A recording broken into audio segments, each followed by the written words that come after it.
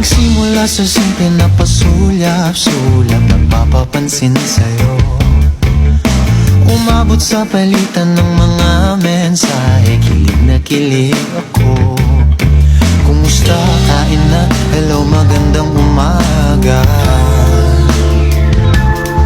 Ingat ka, pahinga, huwag kang masyadong magpupuyat pa.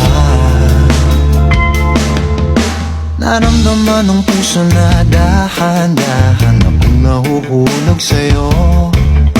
Sa kada araw natin na pag-uusap, meron nang namumuo.